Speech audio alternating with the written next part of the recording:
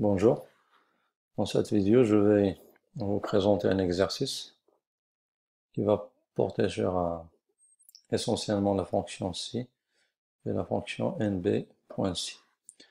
Tout d'abord, ça c'est la feuille banc de commande sur laquelle on présente la liste des données.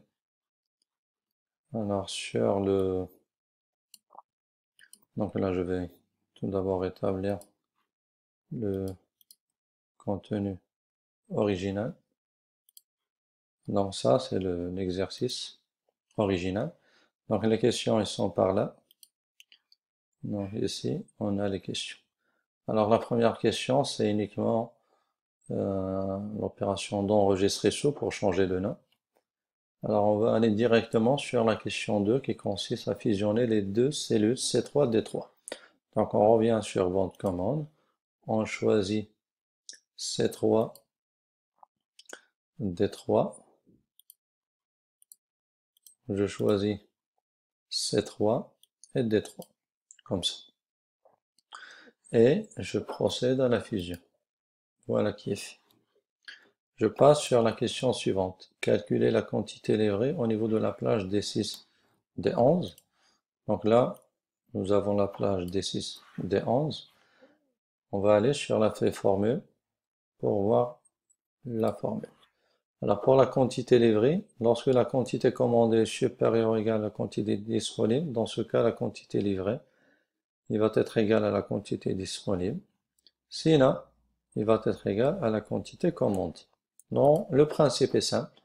Par exemple, ici, j'ai commandé 78, mais la quantité disponible n'est égale qu'à 56. Donc, la quantité commandée est supérieure à la quantité disponible. Dans ce cas, on doit livrer ce qui est disponible, 56, et la différence, on va la garder ici. Donc là, on va faire appel à la fonction C parce qu'on doit tester si la quantité commandée est bien supérieure à la quantité disponible ou non. Donc, on place ici le curseur, on fait égal, on appelle la fonction C. Alors le test, il va porter sur quantité de commande. On va tester s'il est supérieur à la quantité disponible. Alors si la quantité commandée est supérieure à la quantité disponible, dans ce cas, qu'est-ce qu'on doit livrer? On doit livrer la quantité disponible. Si par contre la quantité commandée elle est inférieure à la quantité disponible, dans ce cas, on va livrer la quantité qui a été commandée. Et voilà. Et on valide. On valide par OK. Il ne reste plus qu'à faire glisser en bas. Et là, on vérifie rapidement. J'ai 65 qui est commandé, mais la quantité disponible, elle est supérieure. Elle est de 80. Donc là, on va tout livrer. On va aller sur le reste à livrer. Donc la formule, si la quantité commandée est supérieure ou égale à la quantité disponible, alors le reste à livrer, elle est égale à la quantité commandée. Sinon, elle est égale à 0. Donc le principe est simple. C'est pour cet exemple. On a commandé 78. On n'a livré que 56. Donc le reste à livrer, ça va être la différence. Donc également, on fait le test. Si la quantité commandée est supérieure à la quantité disponible, dans ce cas, le reste à livrer, ça va être la différence entre quantité commandée et quantité disponible. Sinon, elle est égale à 0. Sinon, elle est égale à 0. Et là, je glisse. Voilà qui fait. Par exemple, ici, j'ai 65 qui est commandé. Ce qui est disponible, il est égal à 80. Donc là, je vais tout livrer. Et donc, il ne reste plus rien à livrer. Donc, c'est 0. On passe à la question suivante. Créez une nouvelle feuille où vous allez sélectionner tous les articles de type sortie. Donc là, c'est essentiellement un travail de filtre. Donc, tout d'abord, on va sélectionner la plage. On va travailler sur une autre feuille. Donc, on va faire copier. Je vais créer une deuxième feuille. Je vais agrandir un petit peu. Donc, je vais coller. Je vais ajuster rapidement. Taille. Donc on lit la question. On veut sélectionner tous les articles de type sortie avec un reste à livrer nul et les articles de type entrée avec un reste à livrer non nul. Donc on prépare le filtre. Donc là j'ai sortie 0, entrée différentes 0. Donc je vais aller ici. Je vais d'abord copier cette en-tête. Je laisse une ligne vierge. Je passe par là. C'est bon. Et là je prépare mon filtre. Donc j'ai sorti le type de sortie. Donc c'est sorti. Et le reste doit être 0. Également, j'ai l'entrée et le reste à livrer doit être différent de 0. Voilà qui est fait.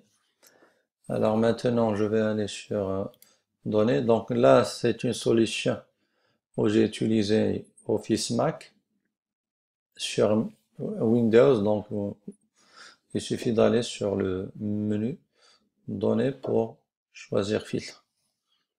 Donc là, je vais choisir filtre avancé. Filtre avancé. Donc la plage, il me propose A10 F12. Donc A10 F12. Donc non.